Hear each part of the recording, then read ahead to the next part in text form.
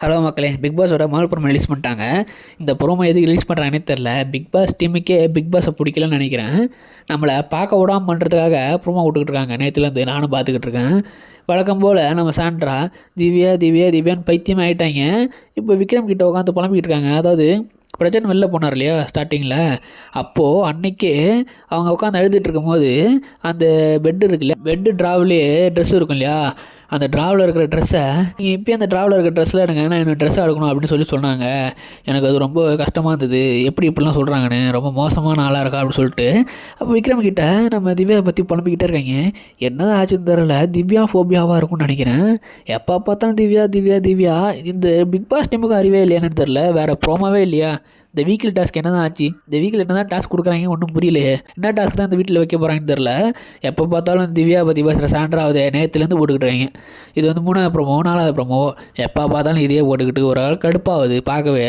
நீங்கள் என்ன ட்ரை பண்ணுறாங்கன்னு தெரில. திவ்யாவை கட்டவங்களாக காட்டணும் ட்ரை பண்ணுறாங்களா, இல்லை திவ்யாவுக்கு ஓட்ஸ் வாங்கி தரத்துக்கு ட்ரை பண்ணுறாங்களான்னு தெரியல. கடுப்பாக தான் அது. கொஞ்சம் இன்ட்ரெஸ்டிங்காக ஏதாவது ப்ரோமோ போட்டால் தான் வந்து எபிசோட் பார்ப்பாங்க. இந்தமாரி போனால் ப்ரோமோவோட போய்ட்டு வீட்டுக்கு போயிடும் லெட்டருக்கு பார்த்துட்டு. பிக் பாஸ் டீமுக்கே பிக் பாஸை பிடிக்காத அளவுக்கு பிக் பாஸ் இந்த சீசன் போயிட்டுருக்கு. அந்த மாதிரி தான் எடிட் பண்ணிகிட்டு இருக்காங்க. கொஞ்சம் சுவாரஸ்யமாக ஏதாவது எடிட் பண்ணலாம், இல்லை காமெடியாக இருக்கிறத ஏதாவது தூக்கி போடலாம். இதெல்லாமா தூக்கி போட்டுக்கிட்டு இருப்பீங்க. இந்த லட்சணத்தில் சாண்ட்ராவுக்கு முட்டு கொடுத்து அவரோட ஹஸ்பண்ட் வர வெளில வேறு லெவலில் பேசிக்கிட்டு இருக்காரு. திவ்யாவை அவரும் கிட்டத்தட்ட ஒரு தப்பாக பேசுகிற மாதிரி தான் பேசிக்கிட்டு இருக்காரு. அவங்க யூஸ் பண்ணிக்கிட்ட மாரி பேசிக்கிட்டு இருக்காரு. இவங்க என்ன வீட்டில் கிழிச்சாங்கன்னே தெரில, இவங்களை யூஸ் பண்ணுறாங்களாம். வீட்டில் ஒன்றுமே பண்ணாமல் சும்மா சுற்றிட்டு இருக்காங்க. இவங்க என்னமோ கிழிச்ச மாதிரி இவங்களை யூஸ் பண்ணுறாங்கன்னு வேறு சொல்லிக்கிட்டு இருக்காங்க.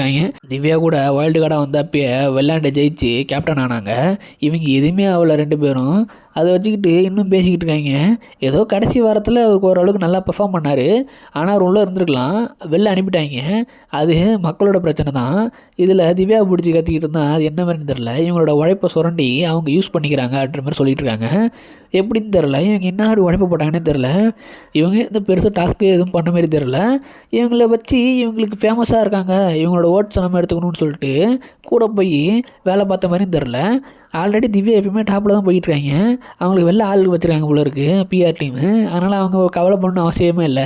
எதுக்கு இப்படி பிரச்சனை பண்ணிக்கிறாங்கன்னு தெரில. இது என்ன திவ்யாவுக்கு ஹைப்பு தான் ஏற்றும், தேவையில்லாமல் திவ்யாவை நோண்டிக்கிட்டே இருக்காங்கன்னு தெரில.